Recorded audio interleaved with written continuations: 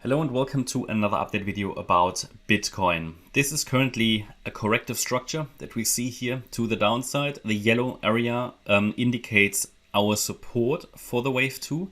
These are relevant Fibonacci support levels that relate to the movement of the 10th of March low to the 14th of April high.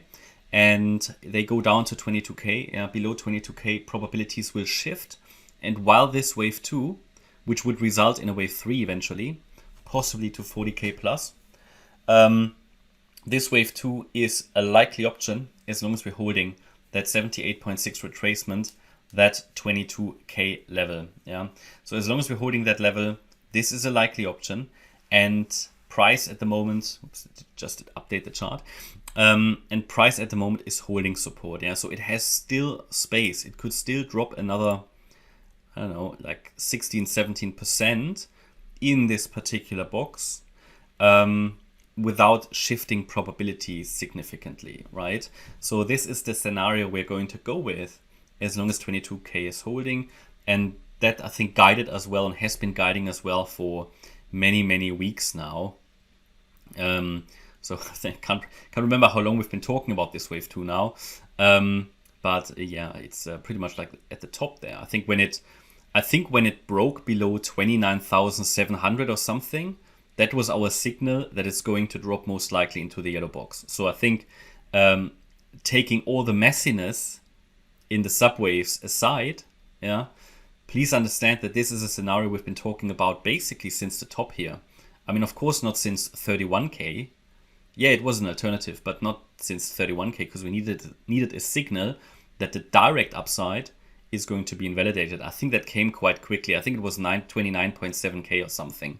That something wasn't right with immediate upside. So and this wave 2, yeah, it takes quite a while to play out. Typically in a wave 2, volume is dead, so it really takes time because obviously people getting less interested. And people giving up, people leaving the market, bearish news come in, all of that are characteristics of a wave 2. So let's just zoom out. Let's watch the volume. Just go up.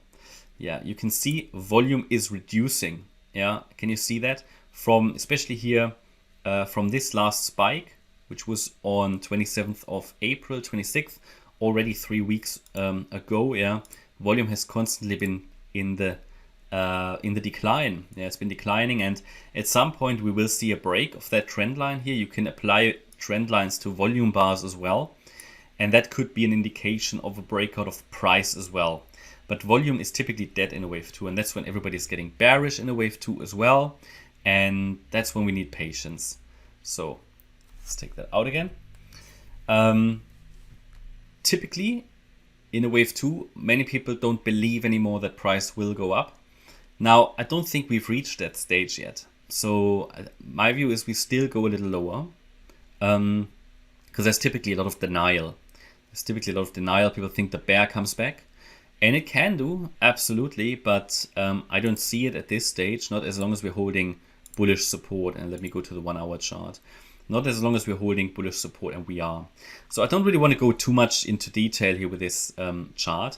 What I want to show you just is sort of this lower degree price action, and that we're basically still waiting for one more low in this correction, basically in a wave 5.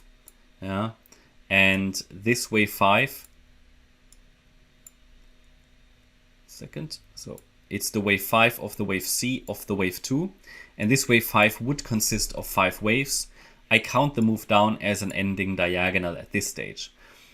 That's the white wave count. And really, this is as detailed as it can get without being totally unreliable.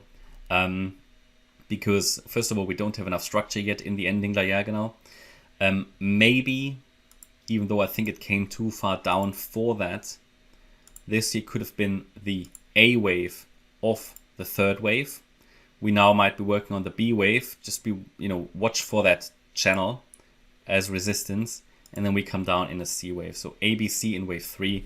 I'll take that off again because it is a bit unreliable. Might also be I have to shift the trend lines here a little bit. because with that latest low there yesterday, we actually have 3 touch points. So when I drew these trend lines first, actually they were just really sort of to indicate that we might get an ending diagonal, because these diagonal patterns, they often adhere to you know, trend lines, wedge patterns, and so on. So we might get something like that here. And I'd be watching for a more possible bounce to the trend line and then another reaction from the trend line. And that could then lead the price to follow down that channel nicely. Yeah. Alternatively, and that's unfortunately possible, to be honest, I could show you, again, it's very messy price action. I could probably show you like 6-7 counts here. Bear in mind what I said when we were here, I think. Here when yeah, it was this region, wasn't it? When we said, okay, I can probably show you like whatever 5 to 10 counts, but I will go with my count, which suggests another break to the downside, which it did eventually. Same story here. I can honestly, I could show you so many counts here, but would it help you? Not really. It would only confuse you. The problem is why I can show you so many counts is that we see a lot of corrective price action. When you have a lot of corrective price action, it lends itself to different interpretations. Yeah, and that's also why I read so often in the comments, okay, it could be this, it could be that, especially at the moment. Yeah, it could be a lot. And I don't tell you that definitely the ending diagonal is the way to go. I think what Elliott Waves Elliott Wave allows us to understand in this structure here is that it's deeply corrective, that we need to be on our toes, be ready for surprising movements, and no lower degree count can capture this now adequately, because we just need to see how it develops. We need to take it level by level. We need to understand just the invalidation points, and the invalidation point for this white wave count is 27.7k. However, a break above 27.7 would not necessarily be bullish. I would probably first explore the blue count, which is an ABC structure flat with a larger wave 4, and that we then go down later.